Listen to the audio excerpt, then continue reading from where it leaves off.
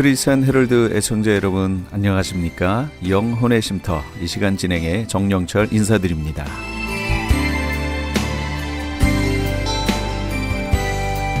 크리스천 헤럴드는 신문을 시작으로 라디오, 이제는 공중파 채널인 18.88을 통해 텔레비전으로도 함께 하실 수 있습니다. 이 시간에 방송되는 모든 목사님들의 설교를 인터넷 웹사이트 www.chtv1888.org를 통해 다시 들으실 수 있습니다. 하루를 귀한 말씀과 찬양으로 마감하시는 시간 되시기 바랍니다. 이 시간은 프레이즈 교회의 정대철 목사님께서 로마서 5장 18절에서 21절까지의 말씀을 본문으로 죄가 넘친 곳에 은혜가 더한다 라는 제목의 하나님의 말씀 전해주시겠습니다. 많은 은혜 받으시기 바랍니다. 이것이 바로 우리가 예수님을 믿어야 하는 이유라는 거예요. 마귀의 일은 파괴하고 부수고 깨뜨리고 분열시키고, 오늘날 교회들도 얼마나 그런 마귀의 영에 의해서 넘어지는 교회가 얼마나 많은지 몰라요. 우리처럼 이름 없는 작은 교회는도 물론이지만은 정말 이름만 대면 알만한 큰 교회들이 이러저러한 일로 인해서 분열하고 흩어지고 싸우고, 예수님의 일은 회복. 그러니까 교회 안에서는요, 비록 죄인들이 모였고 부족한 사람들이 모인 집단이긴 하나, 은혜라는 이름으로, 성령이라는 이름으로, 사랑이라는 이름으로 그런 어떤 파괴적인 마귀의 요소들을 우리가 무찔러야 된다는 거죠. 무찔러내야 된다는 거예요. 이겨내야 된다는 사실이에요. 그게 교회예요. 그런데 가끔 그런 어떤 교회의 본질에서 벗어난 일들이 우리 교회 안에, 오늘날 우리 시대 교회 안에 그런 일들이 얼마나 많이 일어나는지 몰라요. 그래서 여러분, 교회를 위해서 기도하셔야 돼요.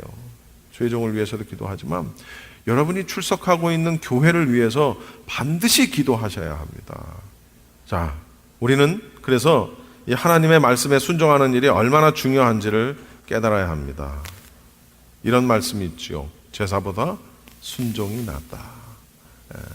사무엘을 기다리지 못하고 자기가 대신 제사를 행한 바로 사울 왕에 대한 이야기입니다.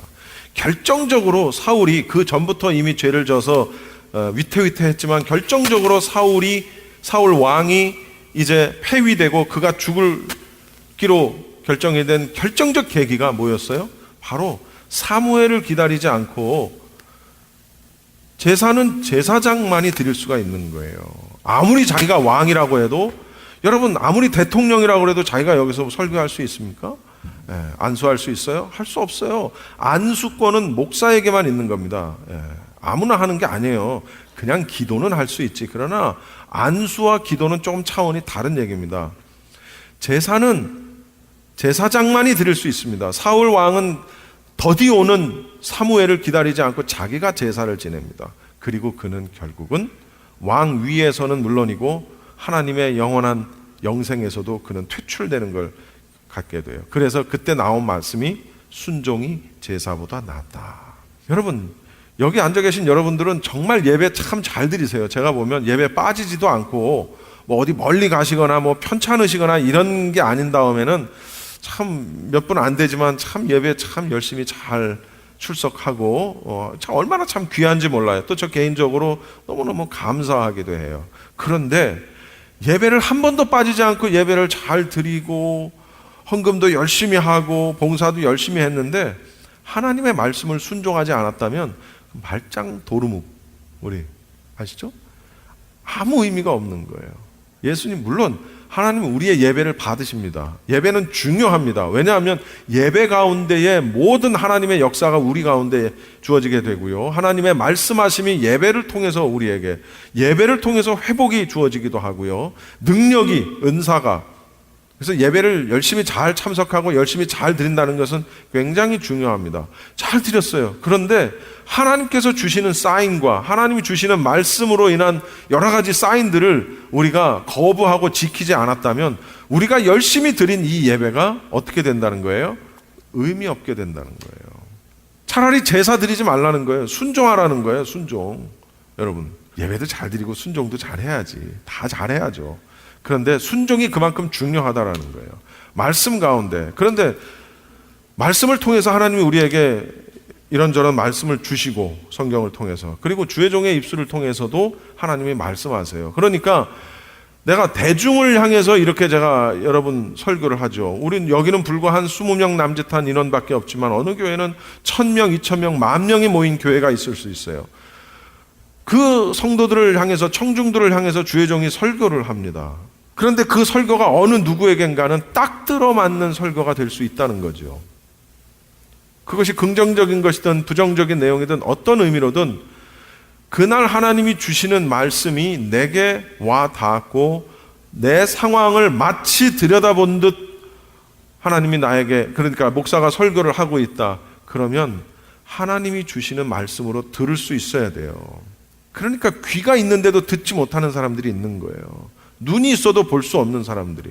영적인 얘기겠죠. 하나님의 말씀을 전하는, 설교하는 목사의 말을 듣고 저거 나 까는 것 같은데? 대놓고 까네? 그러면 안 된다는 거예요. 사실 제가 뭔가를 알기 때문에 하는 적도 있지만 대부분은 몰라요. 난 그냥 여러분 아시다시피 설교 그냥 쭉 가잖아요. 본문이 이미 정해져 있다고요. 그런 건 있을 수 있습니다. 사실 저도 인간이기 때문에 이런 건 참 이건 아닌 것 같아. 뭐냐면은 하나님 말씀을 전하는 데 있어서 내가 이 설교를 이 말을 하면 저 사람이 시험 들을 것 같아. 그럴 수 있죠. 그럴 때 굉장히 좀 망설여지는 게 있어요. 솔직히 고백합니다. 그리고 실제 그런 사람, 그렇게 시험 받아서 뭐 시험에 드는 그런 사람도 또 물론 있고요. 많아요. 엄청 많아요. 여러분은 제가 어떻게 하기를 원하십니까? 시험 들 만한 말은 그냥 안 했으면 좋겠어요? 그럼 그냥 개인적으로나 하지 뭘 설교 시간에 그랬으면 좋겠어요? 근데 그럴 수 있어요. 제가 물론 좋은 말만 할 수 있어요. 그러나 내가 나를 지적하고 나의 허물을 들춰내는 설교를 하고 어떤 그런 말씀이 만약에 설교 가운데 있다면 그걸 하나님이 주시는 말씀으로 알고 이렇게 들을 수 있어야 돼요. 은혜로 들을 수 있어야 돼요. 하나님이 나를 깨닫게 하시는구나. 다윗이 여러분 잘 아시다시피 자기 충신, 전쟁터에 나가서 열심히 막 나라를 위해서 다윗의 충복으로서 열심히 싸움에 임하는, 전쟁에 임하는 장수의 아내를 탐하는 이런 정말 같은 남자지만 이건 아니지 뭐 이런 다윗이 그런 짓을 저질렀단 말이에요. 그런데 그 다윗의 허물을 지적하는 신하의 말을, 나단 선지자의 말을 듣고 다윗은 얼마든지 내 이놈 무엄하도다. 어디 네가 감히 왕이 하는 일에, 그리고 이 사람이 또 어디 가서 얘기할까 봐 이 사람을 단칼에 죽일 수도 있어요. 그 사람은, 다윗 왕은 그럴 만한 권한이 있어요. 힘이 있단 말이에요. 그런데 나단 선지자의 그 말에 다윗은 그렇게 반응하지 않았다는 거예요. 아주 대놓고 잘못을 지적하는 나단의 말에 대해서 다윗이 옷을 찢으며 죄를 뒤집어 쓰고 금식을 하며 뭘 했어요? 회개했어요. 들었다는 거예요. 자기 잘못을 들었어요. 그리고 인정했어요. 혹시 목회자의 입을 통해서 나가는 말이 내 허물을 들춰내는 말 같고 나의 실수를 드러내는 말 같으면 하나님의 음성으로 들을 수 있기를 바랍니다. 할렐루야. 그것으로 인해서 시험 들지 마십시오. 그래야 저도 하나님이 주시는 말씀을 그대로 전할 수 있어요. 그런데 이렇게 했더니 저 사람이 삐져, 이렇게 얘기했더니 저 사람이 삐져. 그럼 나도 인간이기 때문에 어떻게 돼요? 점점 채로 걸러내기 시작하는 거예요. 요거는 하면 안 된다. 요거 하면 요 사람이 삐지겠지, 요거 하면 저 사람이 삐지겠지. 교인도 20명밖에 안 됐는데 한 사람 두 사람 빠지고 나면 이거 뭐 황하니 비어가지고, 여러분 앉아서 보니까 여기 서서 여러분 보시잖아요. 그러면 그냥 이렇게 보는 게 아니라 착 보여. 누가 빠졌는지 안 빠졌는지, 어디에 이빨이 빠졌는지 어쨌는지. 예? 착 보여요. 그럼 너무 가슴이 아파요. 예. 그럼 나도 이제 하나씩 채로 걸르기 시작하는 거예요. 하나님 말씀을 채로 걸러서 걸러지는 거는 따로 빼놓고 통과되는 말씀만 정하는 거예요. 그러면 나는 삭군이 되는 거예요. 삭군. 여러분에게도 좋은 영향을 못 미치고 하나님께도 충성하지 못하는 그런 종이 되는 거예요.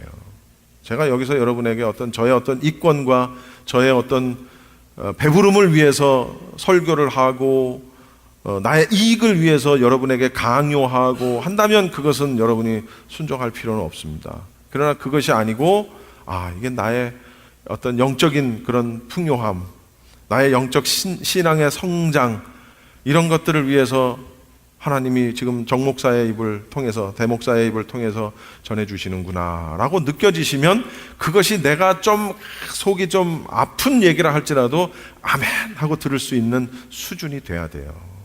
절대로 그런 수준이 돼야 됩니다.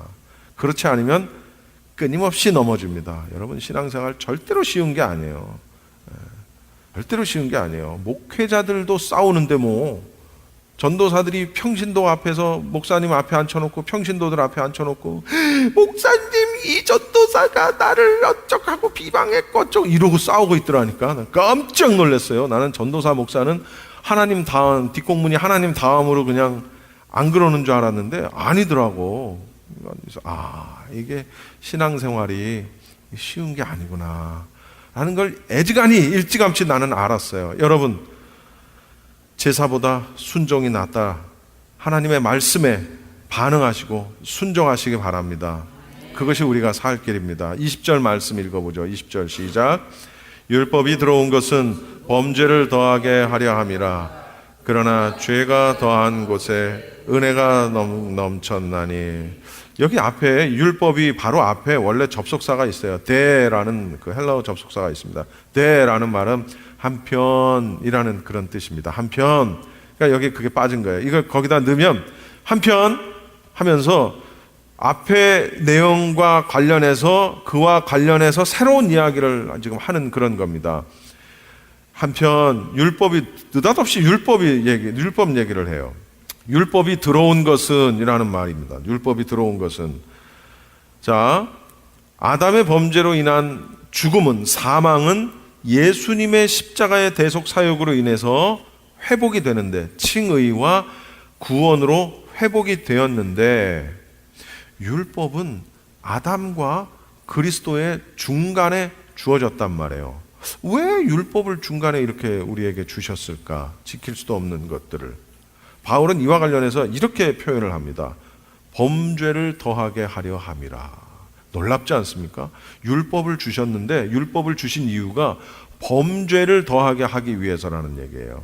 오해하시면 안 돼요. 이 말은 율법이라는 것이 사람들을 충동질 해가지고 더욱 범죄하게 만든다, 그런 의미가 아니에요. 다시 말하면 율법 자체가 악한 것이다 라는 말이 아니라는 사실입니다. 이 말은 어디까지나 그동안에 앞에서도 봤지만 하나님 앞에서 죄를 죄로 깨닫게 해주는 율법의 역할을 지금 표현하는 얘기입니다. 율법의 역할, 죄를 죄로 깨닫게 해준다. 율법이 없으면 이게 죄라는 걸 어디서 정의하지 않았기 때문에 죄라는 걸 알 수가 없는 거예요. 율법은 그래서 죄를 죄로 깨닫게 해준다는 거예요. 여러분, 율법 자체가 우리의 어떤 죄성을 억누르게 하거나 우리를 의로 인도하는 역할을 할 수 있습니까? 율법이? 율법은 그런 역할을 할 수가 없어요. 율법에는 그런 힘이 없어요. 오히려 그 반대면 모를까. 율법은 그렇기 때문에 우리로 하여금 죄를 깨닫게 해주고 회개하게 만드는 역할을 하는 겁니다. 율법이라는 것은 하나님의 긍휼, 그리고 그분으로 말미암는 구원의 길을 갈망하게 해주는 역할을 하는 게 율법이라는 거예요. 죄를 깨닫게 돼. 우리가 요한계시록의 핵심 주제는 회개잖아요. 회개. 근데 뭘 회개해야 되는지를 알아야 될 거 아니에요. 뭘 회개해야 되는지도 모르는데 회개하라 그러면 내가 뭔 잘못을 했지? 그게 바로 율법이 그런 걸 우리에게 알려준다는 거예요. 그런데 율법은 단지 죄를 깨닫게만 하는 역할을 한다라고 생각하면 또 큰 오산이라는 거죠. 무슨 얘기냐면 율법을 지킴으로 인해서 구원에 이를 수는 없습니다. 그러나 여러분 절대로 명심하십시오. 율법을 잘 지켜서 구원에 이를 수는 없어요. 그러나 믿음으로 말미암아 구원을 받았다면 율법을 지켜야 합니다. 할렐루야. 이 사실을 우리가 정확하게 그 개념을 아셔야 돼요. 우리는 율법을 하라 하지 마라 하는 율법을 지킴으로 인해서 구원에 이를 수가 없어요. 그래서 그리스도가 필요한 겁니다. 그래서 메시아 구원자 예수님이 필요한 거예요. 율법을 지킬 수도 없을 뿐더러 지켰다 할지라도 그것이 우리를 구원에 이르게 할 수는 없다라는 거예요. 그러나 믿음으로 말미암아 믿음으로 말미암아 우리가 구원을 받았다면 율법을 지켜야 한다는 사실입니다. 그것을 우리는 또 다른 말로 뭐라고 그러냐면 행위라고 얘기하는 거예요. 한 글자로는 삶이라고 얘기하는 거예요. 크리스천으로서의 바른 삶. 예수님은 그걸 뭐라고 표현하셨냐면 빛과 소금이라고 표현하셨어요. 예수님이 마태복음 5장의 산상설교에서 이렇게 말씀하십니다. 너희는 세상의 빛이라. 너희는 세상의 소금이라. 전 몰랐어요. 어느 순간에 깨달았어요. 뭐냐면 예수님이 우리에게 너희는 세상의 빛이 되라. 너희는 세상의 소금이 되라 라고 말씀하시지 않았어요. 뭐라고 말씀하셨어요? 너희는 세상의 빛이래요. 앞으로 빛이 되라, 소금이 되라가 아니라 너희는 세상의 빛이래요. 너희는 세상의 소금이래요. 이미 완료형이에요. 이미 빛이고 소금인 거예요. 질문 드릴게요. 믿음으로 말미암아 여러분 구원 받으셨습니까? 받으신 분들 아멘 하십시오. 믿음으로 말미암아 구원 받으셨습니까? 그렇다면 아멘 하신 분들 지금 율법을 지키며 사십니까? 하나님의 계명의 말씀들을 지키며 사십니까? 헷갈리죠? 이렇게 질문을 해볼게요. 아멘 하신 분들 당신은 빛이십니까? 혹은 당신은 소금이십니까? 대답 못하겠죠. 나는 분명히 믿음으로 구원을 받았다는 것은 확신하고 그것은 내가 이렇게 말을 할 수가 있는데 그런데 내가 빛인가? 내가 소금인가? 그거에 대해서는 난 빛인데? 나 소금인데? 라고 말하기 쉽지가 않아요. 야고보서 저자가 누굽니까? 야고보입니다. 야고보서를 통해서 행위와 믿음과 행위에 대한 정의를 아주 새롭게 우리에게 내려주고 있어요. 그런데 놀라운 사실은 야고보는 처음에 그 내용에도 나오지만 소아시아에 흩어져 있는 이스라엘의 12지파들을 향해, 그러니까 각 곳에 흩어져 있는 이스라엘 사람들을 향해서 이 야고보서를 쓴 거예요. 그러면서 야고보서가 무엇을 강조해 주냐면 한번 읽어봅시다. 우리 야고보서 2장 14절 17절 18절 우리 세 구절을 같이 한번 읽어볼게요. 시작. 내 형제들아 만일 사람이 믿음이 있노라 하고 행함이 없으면 무슨 유익이 있으리요? 그 믿음이 능히 자기를 구원하겠느냐? 이와 같이 행함이 없는 믿음은 그 자체가 죽은 것이라. 어떤 사람은 말하기를 너는 믿음이 있고 나는 행함이 있으니 행함이 없는 네 믿음을 내게 보이라. 나는 행함으로 내 믿음을 내게 보이리라 하리라. 자, 보십시오. 유대인들은 자기들은 하나님의 백성이라고 말합니다. 그렇죠. 유대인들은 자기들은 선택된 민족이고 태어날 때부터 하나님의 백성이라고 말을 합니다. 하나님의 백성이라고 말을 하는 유대인들을 향해서 쓴 편지예요. 이것은. 그래? 너희들이 하나님의 백성이라고? 그러면 이렇게 해야 된다는 거예요. 하나님의 백성이면 그에 걸맞은 삶을 살으라는 거예요. 삶으로. 자, 보세요. 구원받기 위해 필요한 것은 오직 믿음입니다. 맞죠? 내년이 종교개혁 500주년. 여러분, 종교개혁의 5가지 모토 가운데 하나가 뭐였어요? 오직 믿음. 솔라 피데. 따라해 봅시다. 오직 믿음. 구원을 받기 위해 필요한 것은 오직 믿음이지만 믿음으로 말미암아 구원을 받았다면 삶으로 그걸 증명하라는 거예요. 이해하셨습니까? 증명하라는 거예요. 행동으로 인해서, 행위로 인해서 구원을 받는 건 아니라는 거예요. 그 상관관계를, 구원에 이르는 믿음은 성도들의 변화된 삶으로 나타난다는 거예요. 다시 말하면 믿음은 그 열매로 알 수 있다는 거예요.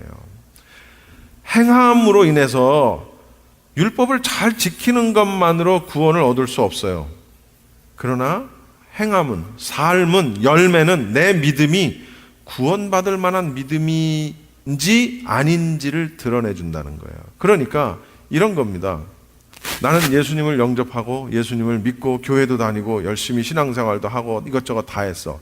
그런데 삶은 그게 아니야. 어떤 사람이 그렇게 예수님을 믿고 영접하고 나는 구원받았다라고 말을 해놓고 가서 마약도 하고 못도 하고 도박도 하고 못도 하고 못도 하고 못도 하고, 그런데 자기는 믿음으로 말미암아 구원을 받았대. 이게 맞는 얘기입니까? 구원받을 수 있을까요? 받을 수 없어요. 믿음과 율법은, 구원과 열매는, 칭의와 성화는 동시적인 것이고 함께 가는 것이고 서로를 증명한다는 사실입니다. 이건 굉장히 중요한 기독교의 교리입니다. 이 사실을 알아야 돼요. 율법 따로, 믿음 따로, 율법 따로, 구원 따로, 열매 따로, 칭의 따로, 성화 따로, 따로따로가 아니라는 거예요. 이것은 동시적인 것이고 함께 가는 것이고 서로를 증명해 준다는 거예요. 난 믿음이 있어요. 나는 구원받을 만한 믿음이 있어요. 예수님이 십자가에 달려 돌아가심으로 인해서 내가 그것을 믿기 때문에 나는 구원받을 수 있어요. 믿음의 확신이 있습니다. 그걸 삶으로 증명할 수 있어야 된다는 거죠. 삶의 열매가, 아, 저 사람은 정말 믿음이 있구나 라는 삶으로 증거되어지느냐라는 거예요. 나는 믿음이 있는데 내 믿음이, 구원받을 만한 믿음이 나에겐 있다고 여겨지는데 그것이 내 삶으로 증명되어지느냐라는 겁니다. 구원에 이르는 믿음을 내가 가졌다면 내 삶도 구원에 이르는 삶으로 바뀌어야 된다는 거죠. 한 번 구원은 영원한 구원, 믿음으로 구원받았으니 어떻게 살아도 결국은 구원받는다라는 교리, 그것은 잘못된 것입니다. 물론 칼빈의 5대 교리 가운데에서 성도의 견인이라는 교리가 있습니다. 성도의 견인, 자동차 견인하죠. 끌고 가는 거죠. 성도의 견인, 성도를 하나님이 끝까지 끌고 가신다는 거예요. 어떤 자들을 하나님께서 구원하시기로 예정하신 자들, 하나님이 예를 들어서 예준이를 예정했다. 그러면 예준이를 끝까지 그를 끌고 가신다는 거예요. 그것이 성도의 견인교리입니다. 맞아요? 틀려요? 맞습니다. 맞는 거예요.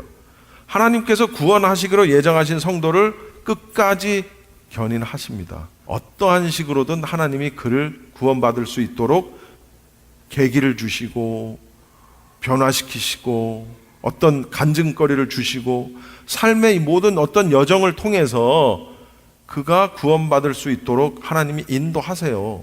성도의 견인입니다. 그것이 하나님의 은혜입니다. 이것도 맞는 얘기예요. 이것도 맞는 얘기예요. 그 차이를 여러분 잘 아셔야 돼요. 어떻게 살았어도 구원받는다, 그 교리가 아니라고. 성도의 견인은 어떻게 살아도 구원받게 해주신다가 아니라 어떻게 살아도 사는 그 삶을 하나님이 강제적으로 변화시키시고 인도하시고 어떤 식으로도 만드셔서 그를 끌고 가신다는 거예요. 구원의 자리까지. 단순히 어떻게 사는 것만으로 그를 구원으로 인도하시는 것이 아니고. 이해하셨습니까? 굉장히 중요한 얘기입니다. 20절로 다시 돌아가서 죄가 더한 곳에 은혜가 더욱 넘쳤나니, 사람들이 죄를 죄인 줄로 알고 괴로워하고 절망할 때 하나님께서 죄사함과 구원의 은혜를 베푸신다는 얘기입니다. 죄가 더한 곳에 은혜가 더하다. 죄가 많아. 그런데 거기에 은혜가 더 많아. 죄를 죄인 줄로 알고 괴로워하고 절망하고 막 이런 자들에게, 그런 자들이 많을수록 그럴수록 하나님의 은혜가 그들에게 더한다는 얘기입니다. 더한다는 거예요. 죄를 죄로 깨닫지 못하는 상황에서는 죄사함이 있을 수가 없지. 왜? 죄를 죄로 깨닫지를 못하는데 어떻게 죄사함을 해줘요? 그러나 이걸 깨닫고 몸부림을 치고 예수님을 통해서 이걸 해결하려고 할 때 하나님의 풍성하신 사랑이 그 죄를 깨끗하게 씻어주신다라는 얘기입니다. 할렐루야. 그렇기 때문에 하나님께서 아담과 예수님 사이에 율법을 주신 목적이 무엇이었는지를 분명히 알 수 있습니다. 결론은 그겁니다. 죄를 죄로 알고 깨달아서 회개케 한다. 마지막 21절 같이 읽어봅시다. 시작.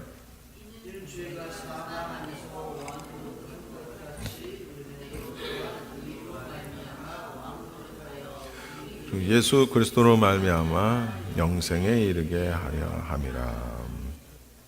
죄가 사망 안에서 왕노릇한 것 같이 예수님을 믿음으로 말미암는 칭의와 구원이 있기 전에는 모든 사람이 다 죄의 종노릇을 했어요. 그러나 은혜도 또 마찬가지라는 거예요.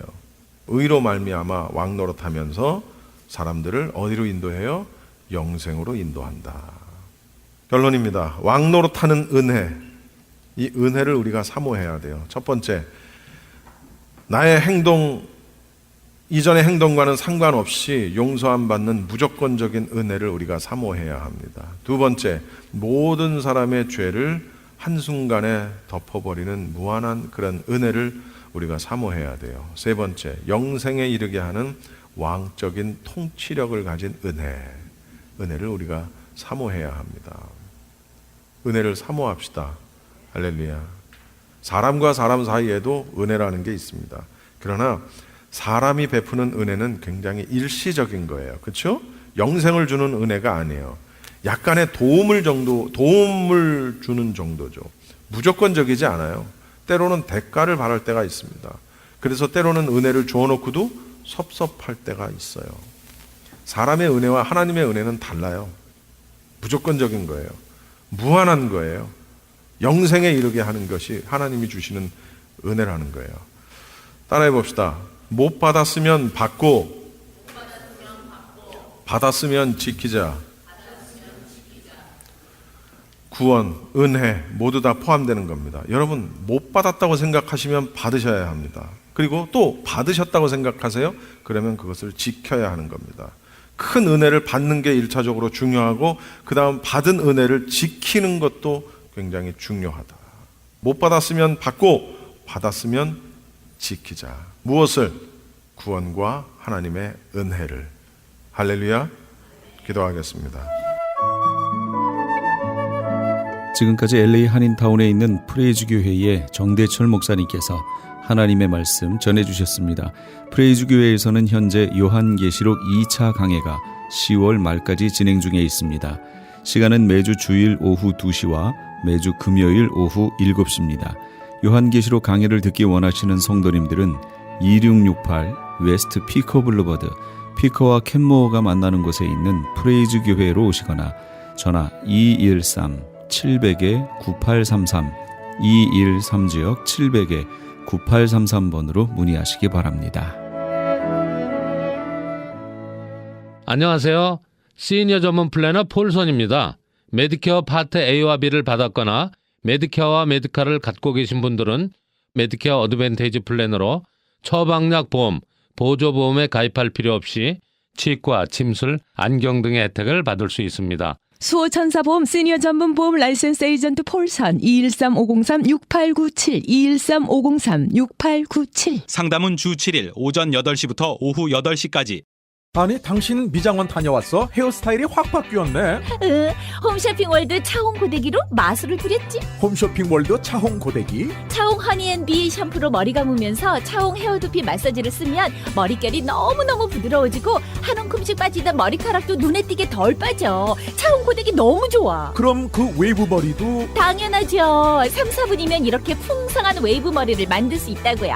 너무 이쁘다. 어디서 샀어? 홈쇼핑 월드. 가격 만족, 품질 만족, 행복한 쇼핑. 팔가와 웨스턴 홈쇼핑 월드.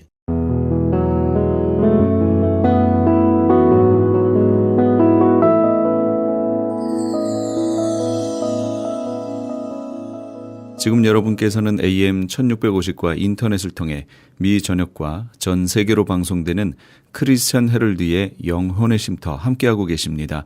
방송 시간과 설교 편성표는 크리스천 헤럴드 신문 주간 편성표나 홈페이지 chtv1888.org에서 확인하실 수 있습니다. 이어서 코너스톤 교회 이종용 목사님께서 여호수아 10장 1절에서 15절까지의 말씀을 본문으로 기브온 사람들처럼 여호수아처럼 이런 제목의 하나님의 말씀 전해주시겠습니다. 많은 은혜 되시기 바랍니다. 그런데 성경은 이렇게 말하고 있어요. 야고보서 4장 2절을 보니까 너희는 욕심을 내어도 얻지 못하여 살인하며 시기하여도 능히 취하지 못함으로 다투고 싸우는도다. 왜 다투고 싸워요? 안 되니까 그러는 거예요. 정치 보세요. 우리나라만 싸워요. 우리나라만 당파했어요. 미국을 보세요. 지금 가관입니다. 전 세계 어디든 간에 정말 아름다운 이 땅의 지상낙원을 이루겠다고 외치면서 그 나라의 지도자들은 열심히 이루고 있지만 가만히 보십시오. 이루어지고 있습니까? 안 되죠. 내가 할 수 있다라고 외치지만 그들이 무엇을 합니까? 여러분들, 다투고 싸우는 것, 이유가 아직 안 됐기 때문에 그런 거예요. 너희가 얻지 못하면 구하지 아니하기 때문이라고 성경은 말하고 있어요. 되는 방법이 하나가 있더라고요. 우리가 얻지를 못하고 있다면 그 이유는 우리가 하나님께 나와 무릎을 꿇고 간절히 도움을 청하면서 간구하지 않았기 때문이라고 성경은 말씀하고 있어요. 우리가 기브온 주민을 통해서 배울 것이 있습니다. 그들은 살기 위해서, 기브온 주민이 살기 위해서 속임수를 쌓아가면서까지 이스라엘과 화친 조약을 맺었어요. 그것은 속인 거죠. 그러나 조약을 맺고 난 다음에는 이제는 달라진 거죠. 그래서 지난주는 속임을 당하지 않으려면 가지고 설교를 했습니다. 이제는 기본 주민에 대해서, 다른 각도에 대해서 공부하고 싶어요.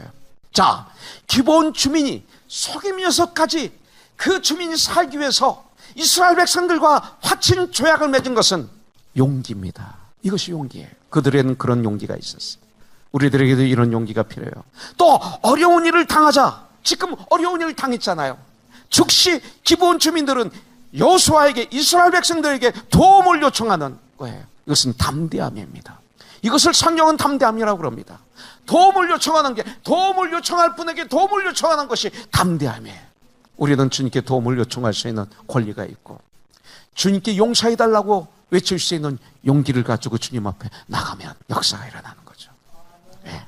이것이 기본 백성들이 그 험악한 문제와 위기 속에서 살아남은 비결이라는 거죠. 여러분들, 나의 죄의 문제, 나의 삶의 현장에서 일어나는 그 여러 가지 아픔들, 고난, 환난들, 어려움들, 질병의 문제, 이 모든 문제까지도 주님 앞에 다 가지고 와서 완전히 다 드러내야 돼. 완전히 꾸미지 않고. 그리고 도움을 주님께 구해야 되는 거예요. 우리 삶 가운데 얼마나 문제들이 많은지 몰라요. 우리 예수 믿는 사람들에게도 파도처럼 문제는, 우리가 산더미 같은 문제들이 우리에게 다가옵니다. 아니, 그 문제들은 도저히 인간의 힘으로는 해결할 수 없는 것처럼 내 눈에 보이는 그 문제들이 계속 우리에게 몰려오고 있어요. 문제 없는 사람 아무도 없어요. 예수 믿어도 문제가 그렇게 와요. 기브온에게 5왕이 연합하여 몰려오는 것처럼 그런 엄청난 문제들이 우리의 삶의 현장에서 부딪힌다는 것입니다. 우리들의 삶에도 여러 가지 문제가 나를 쓰러뜨리려고 해요. 그러나 예수 믿는 우리들은 모든 문제를, 어떤 문제든지, 주홍뼈같이 붉은 죄도, 진홍기같이 붉은 죄도 주님께 다 가져갈 수 있는 이런 특권이 우리에게 있어요. 주님께 맡길 수 있기 때문에 우리는 예수의 이름으로 승리할 수 있고, 오히려 그 문제를 통해서 연단되어 순금같이, 오히려 그 문제가 나를 쓰러뜨리고 나를 망하게 하는 게 아니라 그 문제를 잘 해결함으로 말미암아 내가 순금같이 다듬어지고 연단되어서 성령의 아름다운 열매를 맺어 하나님께 올려드릴 수 있는 이런 사람이 될 수 있다는 것입니다. 다시 말해서 우리들에게 내 힘으로는 도저히 해결할 수 없는 산더미 같은 문제가 생기고 그런 위기가 닥칠 때 그 문제를 나 혼자 끌어안고 절망하지 말라는 거예요. 얼마나 많은 사람들이 그 문제가 있을 때 그냥 자기가 끌어안고 자기 힘으로 해결하려고 그래. 자기 능력으로 하려고 그래. 자기 경험으로, 자기 감정으로, 자기 기분으로 하려고 해요. 그것이 내가 끌어안고 있는 모습이에요. 그러지 말라는 거예요. 그러면 나오는 것은 절망입니다. 혹시 가끔 될 때는 교만입니다. 교만은 패망의 선봉이요 넘어짐의 앞잡입니다. 우리 하나님께 다 드러내놓고 도움을 요청하면 그 엄청난 위기와 문제를 뚫고 우리는 일어나서 승리를, 선한 싸움에서 승리하는 하나님의 사람이 되게 해주시는 것입니다. 승리하기 위해서 어떻게 했나요? 여호수아와 그 군대가 거룩한 희생이 필요합니다.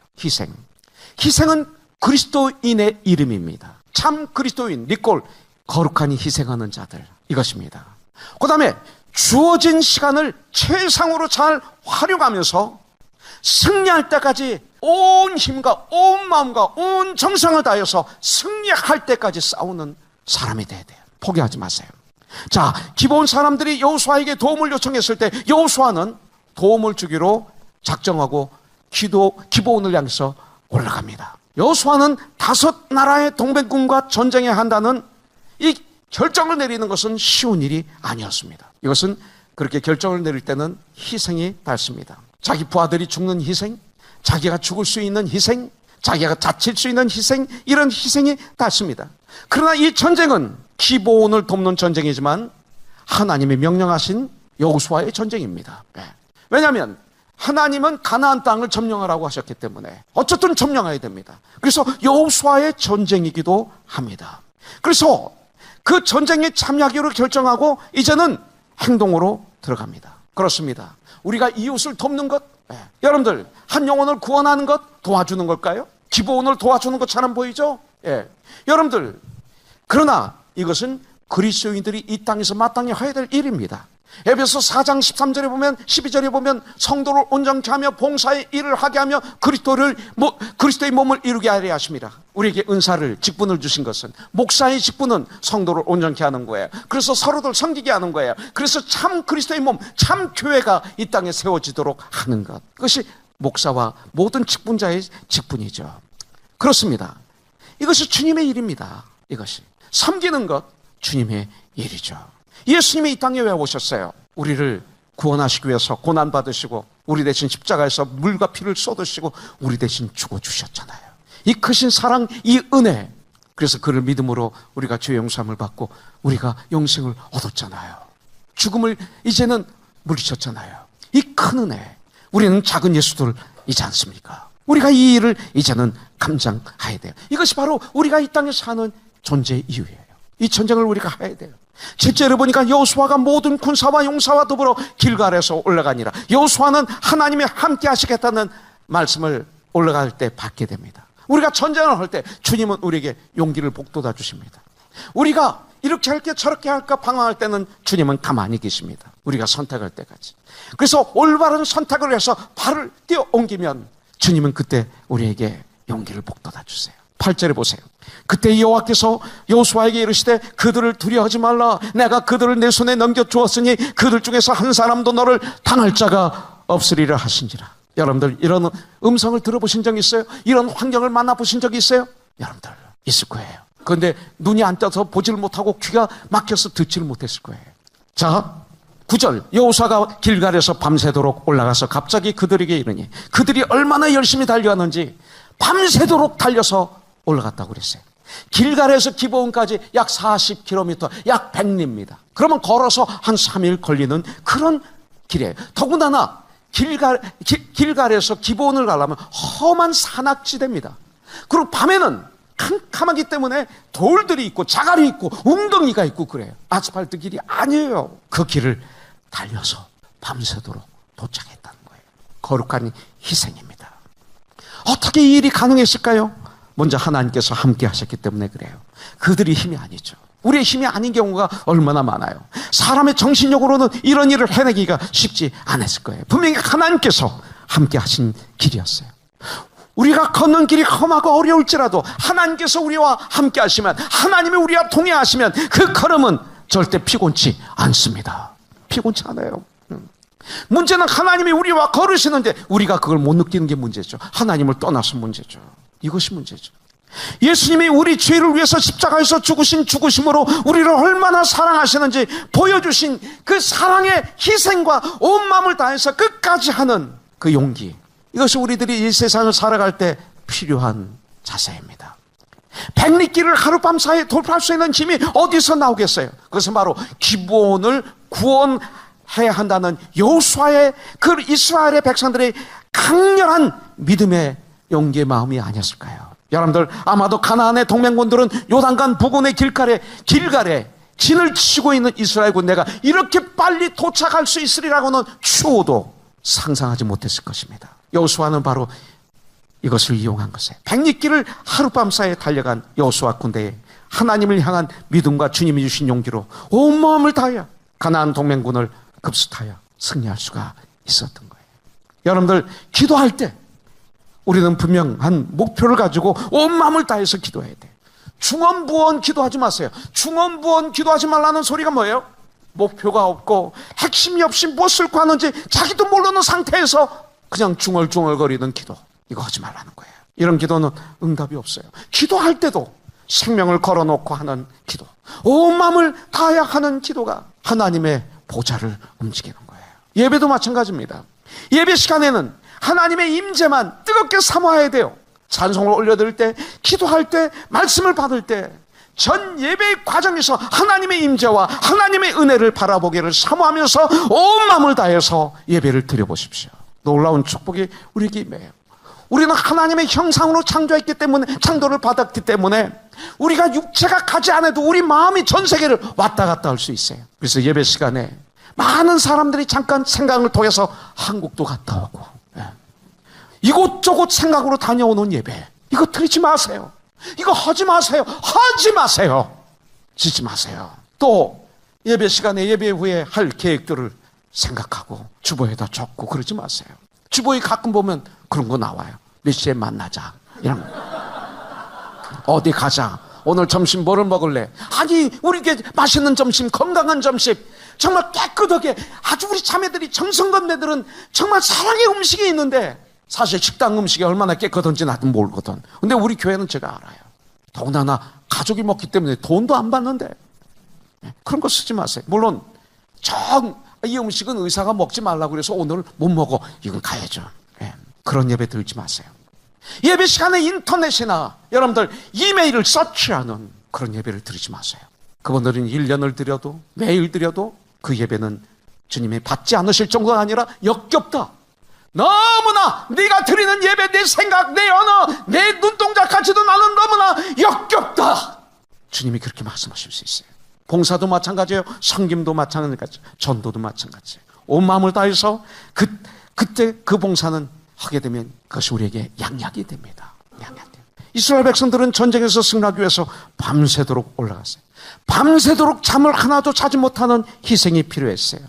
그리고 그 먼 거리를 밤새도록 뛰어가야 되는 희생이 필요했어요. 여러분들, 우리 예수님은 우리를 구원하시기 위해서 2000년 전에 우리 주님은 고난을 당하시고 십자가에서 온 피아물을 쏟으시고 죽으시는 사랑의 극치의 희생을 하셨어요.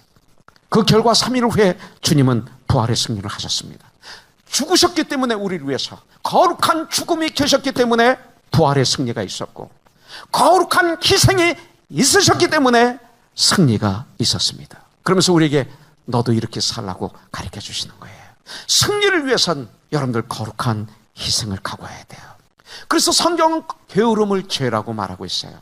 게으름은 내 인생을 패배하게 하는 무서운 바이러스, 질병입니다. 여러분들, 그들은 승리하기 위해서 희생하기로 결단했습니다. 그들은 밤새도록 잠을 희생하면서, 밤새도록 온몸을 희생하면서 열심히 달려가서 기브온에 올라갔습니다. 그들을 구원하기 위해서. 우리 포너스톤 교회 영혼을 살리기 위해서 나의 시간을 이렇게 거룩하게 희생하면서 잘 사용하기를 원합니다. 이 거룩한 희생을 각오하면서 우리가 영혼을 구원하는 우리가 되기를 원합니다. 여러분들, 사도행전 11장 24절에 보니까 바나바는 착한 사람의 성령과 믿음이 충만한 자라, 이로 말미암아 많은 사람들을 주님께 더했더라. 이 시대 목사나 리더들이 많은 사람들이 자기에게 더하기를 원해요. 내 편, 내에게 속한 나에게 더하기를 원해요. 바나바는 많은 사람들을 주님께 더했더라.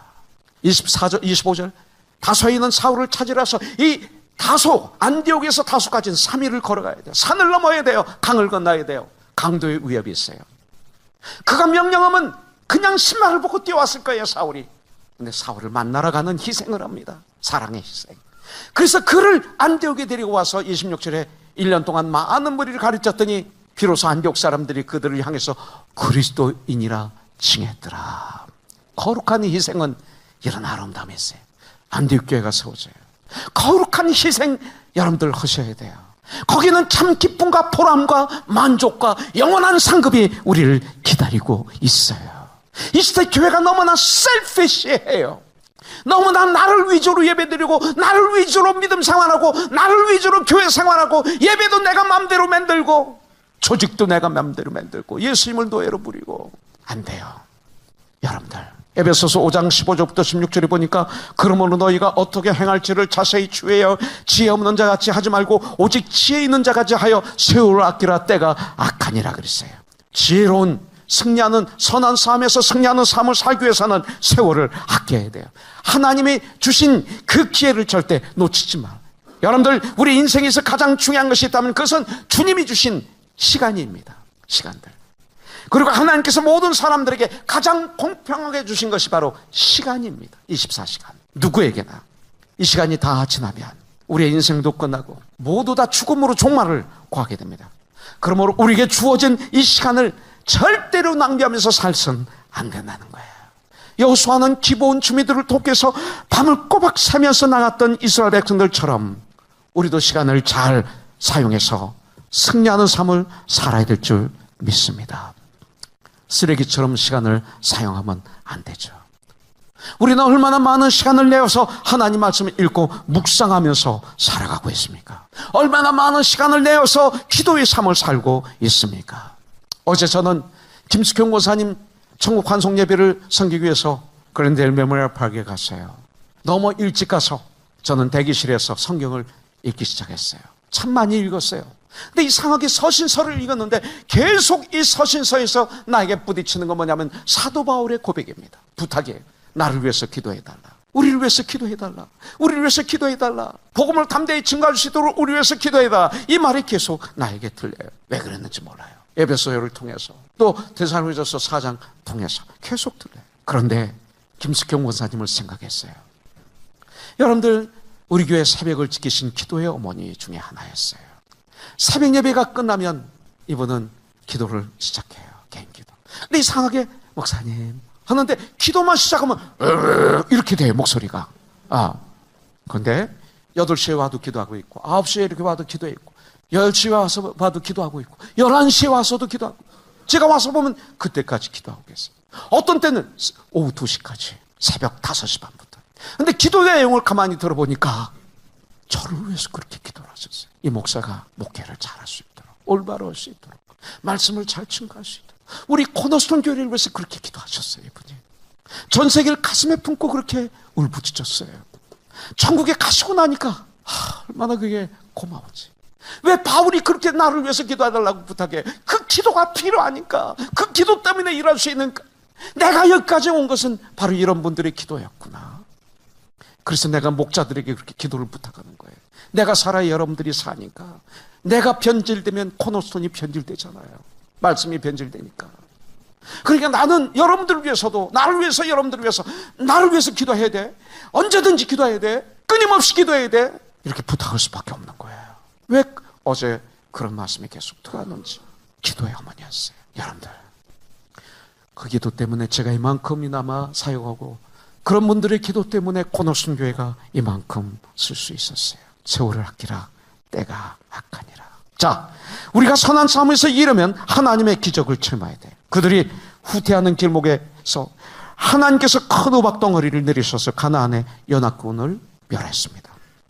그들을 정복할 수 있는 좋은 기회가 온 곳에, 그래서 여호수아는 12절부터 13절에 보면 기도합니다. 여호와께서 아모리 사람을 이스라엘 자손에게 넘겨주시던 날에 여호수아가 여호와께 아뢰어 이스라엘의 목전에서 이르되, 태양아 너는 기브온 위에 머무르라. 달아 너도 아얄론 골짜기에서 그리할지어다 하며, 태양이 머물고 달이 멈추기를 백성이 그 대적에게 원수를 갖기까지 하였느니라. 왜? 태양이 떠 있어야 전쟁할 수 있기 때문에. 날이 저물면 전쟁을 못하니까. 이렇게 기도했던 거예요. 야살의 책에 태양이 중천에 머물러서 거의 종일토록 속해 내려가지 아니하였다고 기록되지 아니하였느냐. 여호와 하나님께서 사람의 목소리를 들으신 이 같은 날은 전에도 없었고 후에도 없었나니 이는 여호와께서 이스라엘을 위하여 싸우셨습니다. 여러분들, 놀라운 것은 하나님께서 여호수아의 기도를 들으시고 태양을 머물게 하셔서 그날에 아모리족 속의 다소당을 완전히 물리치게 하셨다는 거예요. 태양을 머무르게 하실지 모르지만, 달을 멈추게 할지 모르지만, 우리의 전쟁에서 승리할 수 있도록 우리 주님은 도와주실 줄 분명히 믿습니다. 기회가 왔을 때 온 마음을 다하여 승리할 때까지 절대 물러나지 않는 이 여호수아의 신앙 때문에 이스라엘은 승리할 수가 있었어요. 하나님께서는 승리할 때까지 절대 포기하지 않는 믿음을 가진 하나님의 사람들을 축복하시며 그들을 통해서 역사합니다. 여러분들, 14절에 보니까 여호와께서 이스라엘을 위해 싸우셨더라고 했습니다. 하나님께서 싸우세요. 하나님께서 싸우신 거예요. 하고 나서 보면 하나님이 하신 거예요. 하나님께서 이스라엘 백성들을 위해서 전쟁에 개입하신 것입니다. 그러고 보니 아이성 싸움에서 실패할 때를 빼고는 이제껏 이스라엘 싸움에 한 번도 하나님께서 개입하지 않는 싸움은 없어요. 우리가 하려고 그러면 하나님은 수도하세요. 그러나 우리가 주님 앞에 무릎을 꿇으면 그 다음부터 하나님이 전쟁을 해주세요. 그것이 크리스찬들의 능력입니다. 하나님은 우리와 함께 하셨습니다. 우리가 하나님을 떠난 거지. 우리가 기도하지 않은 거지. 우리가 주님의 음성을 외면한 거지. 하나님은 항상 우리와 함께 하셨어요. 히브리서 12장 2절 말씀대로 믿음의 주요 또 우리를 온전케 하시는 예수를 바라봐야 돼요. 여러분들 지금 우리는 우리의 눈을 들어서 우리의 얼굴을 들어서 어디를 바라보고 있어요? 악한 길, 죄악된 길, 저주의 길, 거기서 우리의 얼굴을 돌이켜서 주님을 바라봐야 돼요. 믿음의 주여 오직 나를 온전케 하시는 능력의 하나님께서 언제나 그 자리에서 우리를 향해 사랑과 은혜와 능력을 베풀고 계시는 것을 체험하게 될 줄 믿습니다. 여러분들 그래서 우리는 선한 싸움에서 언제나 승리하는 귀한 코너스톤이 되어야 돼요. 마태복음 28장 20절 마지막 절에서 볼지어다 내가 세상 끝날까지 너희와 항상 함께 있으리라 약속하셨어요. 제가 서대문구 지수에 있을 때 캄캄한 사망의 음침한 골짜기에서 일어날 수 있었던 말씀 중에 하나가 이사야서 41장 10절이었어요. 두려워 말라 내가 너와 함께하리. 놀라지 말라 나는 내 하나님이 됨이라. 내가 너를 굳세게 하리라. 참으로 너를 도와주리라. 참으로 나의 의로운 오른손으로 너를 붙들어 주리라. 어느 누구도 해결할 수 없는 그곳에서 나를 끄집어낼 수 없는 그런 환경 속에서 나는 주님의 이 말씀을 통해서 내 영이 소생하고 내 삶이 소생하고 거기서 새로운 결단을 했어요. 27살 때 나는 이제 주님을 위해서 살 거야. 27년 이렇게 산 거로 이너프야. 나는 이제 주님을 위해서 살고 싶어. 주님 저를 쓰시기를 원하시면 써주세요. 이 기도가 상달돼서 제가 여기 있는 거예요. 나는 약하지만 주님은 강하세요. 자신을 믿는 자신감은 어리석은 것입니다. 하나님을 의지하는 신앙은 이것을 지혜라고 그럽니다. 이것이 능력입니다. 주님께 불순종해 보십시오. 결과는 재난입니다. 말씀에 순종해 보십시오. 그것이 어떤 때는 어리석게 보입니다. 세상 사람들이 조롱할지도 모릅니다. 그러나 그것은 축복입니다. 기도하지 않으면 결과적으로는 패배하지만 항상 깨서 기도하며 진정 하나님을 신뢰하며 주님을 의지하며 온 힘을 다해서 나간다면 반드시 우리의 선한 싸움에서 승리하게 될 줄 믿습니다. 여러분들 죄와 타협하지 마십시오. 끝까지 죄와는 싸우세요. 아무리 적은 것이라도 적당히 넘어가지 마세요. 대강히 해, 적당히 해. 넌 그게 문제야. 이것이 문제입니다. 이런 말 하지 마세요. 적당히는 없습니다. 인생의 전쟁에서 한번 패했다고 해서 걱정하지 마세요. 영원히 패한 거 아니에요. 7번 넘어졌을 때 8번째 일으켜주신 분이 나의 주님이세요. 한 번 실패했다고 낭망하지 마세요. 그 실패를 통해서 오히려 역전을 시키세요. 그 실패를 통해서 우리가 더욱 주님의 뜻을 알고 주님을 닮는 시간이 된다면 축복이에요. 그 실패가 나에게 유익이 되게 하세요. 그 실패를 통해서 내가 주님의 윤례를 배웠다고 고백하는 내가 되세요. 악과 타협하지 마세요. 이스라엘은 여호수아는 아모리 족속 가스당을 모조리 끊으려 죽였습니다. 여러분들 이제 그 원수는 전멸했습니다. 전쟁은 이기든지 지든지 둘 중에 하나입니다. 이기면 멸류관이고 지면 노예가 됩니다. 이게 전쟁입니다. 마귀와 끝까지 싸워 의의 멸류관, 영광의 멸류관, 생명의 멸류관을 받아 쓰게 되는 우리가 되어야 될 줄 믿습니다. 15절 여호수아가 온 이스라엘과 더불어 길갈 진영으로 돌아왔더라. 여호수아가 온 이스라엘과 더불어 승리하고 길갈 진영으로 돌아왔더라. 저도 그런 삶이 되기를 원해요. 지금까지 코너스톤 교회 이종용 목사님께서 귀한 하나님의 말씀 전해주셨습니다.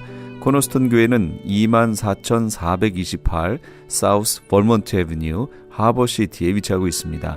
이 시간 방송 들으시고 신앙상담 원하시는 분은 전화 310지역 530-4040 310지역 530-4040번으로 문의하시기 바랍니다.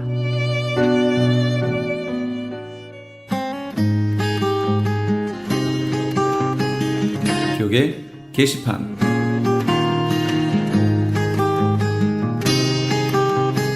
미 동부 버지니아에 있는 서울 장로교회에서 담임 목사를 청빙합니다. 학력은 MDiv 이상이고 목사 안수를 받은 후 5년 이상의 목회 경력과 KPCA 해외 한인 장로교 교단 가입에 결격 사유가 없으시고 영어가 가능하셔야 합니다.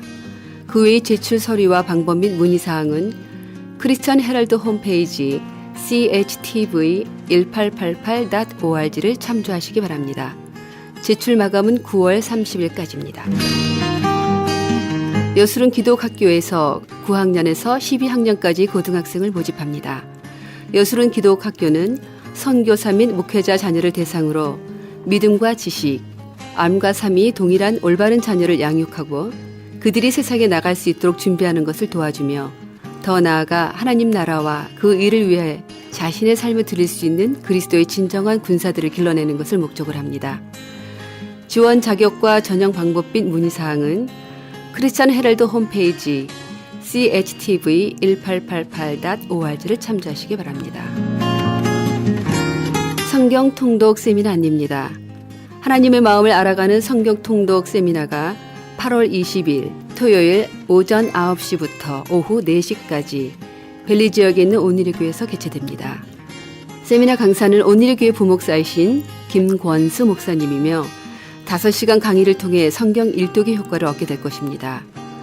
회비는 정심과 교재비로 20불이며 자세한 내용은 전화 13434-7227번으로 문의하시기 바랍니다. LA 한인타운에 있는 프레이즈 교회에서 매주 주일 오후 2시와 매주 금요일 오후 7시에 요한계시록 2차 강해가 10월 말까지 진행됩니다. 이방 교회와 대체 신학으로 인해 가려진 이스라엘과는 어떠한 관계가 있는가? 우리가 왜 이스라엘을 알아야 하는가? 이스라엘을 통해 약속하신 하나님의 시간표는 어떻게 되는가 등 말세를 사는 우리들이 지켜보고 준비해야 하는 것들이 무엇이 있는지를 함께 고민하고 나누는 시간이 될 것입니다. 요한계시록 강의를 듣기 원하시는 성도님들은 1668 웨스트 피코 블루바드, 피코와 캔모어가 만나는 곳에 있는 프레이즈 교회로 오시거나 전화 13700-9833으로 문의하시기 바랍니다.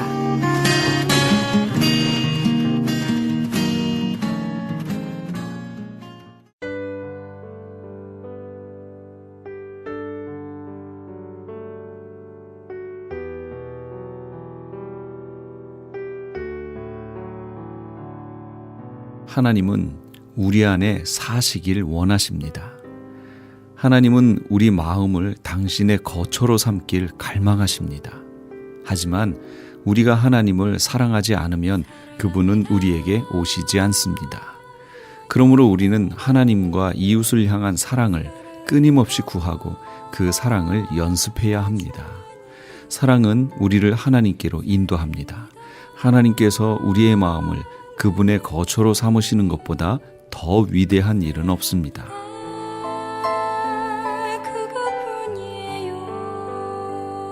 오늘 하나님이 나의 마음을 거처 삼아 나와 동행하시게 되는 그런 위대한 일이 우리 애청자 여러분에게 일어나기를 소원해 봅니다.